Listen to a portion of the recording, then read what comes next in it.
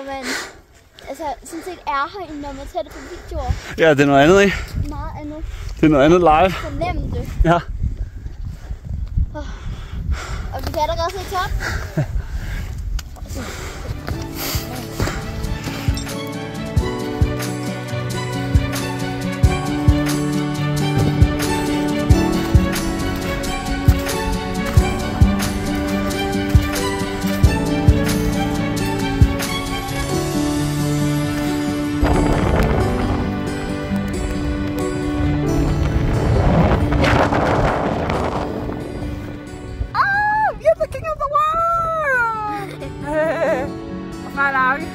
Vi skal derop. Et eller andet sted, der skal være et...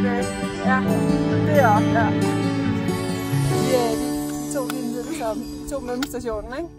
Ja, vi tog mellemstationen. Her stoppede Bjørk og mig.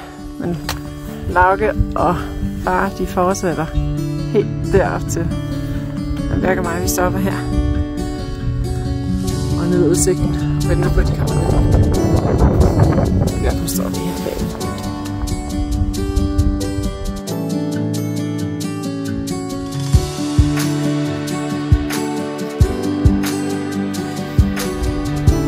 Man har en idé om, hvor stejlt der er, når du efterlader rygsækken, og så er du nødt til at sætte den fast på snevæggen.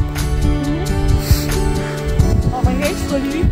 Nej, vi kan lige se selve bjergbestigningsdelen, eller hvad man kalder det, den er lige bag os. Lige nu er vi på vej ud over en glacier, så vi står lige og får en bid mad. Hvad har der været det hårdeste indtil videre, Lauke? Vinden har nok været brutal. Ja. Fordi du står hele tiden i vinden, der er intet lag, altså det er helt fladt, der er intet, eller det er jo fladt, men det er lige, der er intet lag, det er sygt irriterende. Er det hårdt? Ja.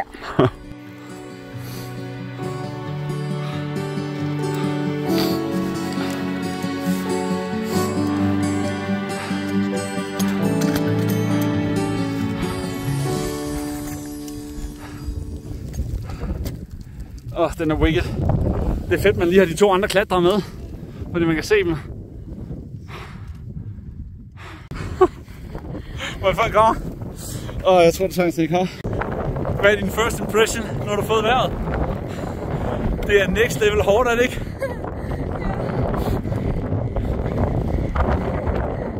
Ja. 3000 meter, Lauke.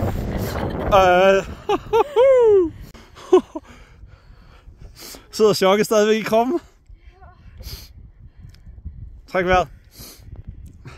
Du var så sej, Lauke. Jeg er mega stolt af dig. Hold nu kæft, mand.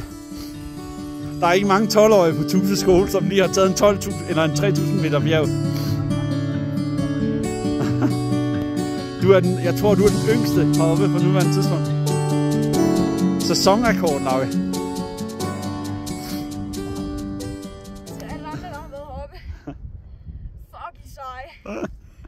Fuck, der er en god udsigt.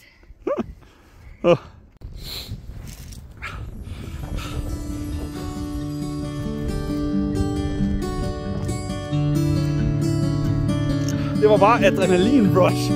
Du var helt high.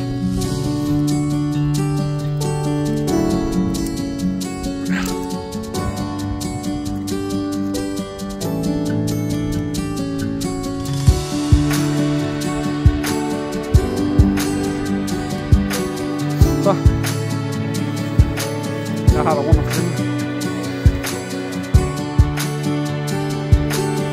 Og stop.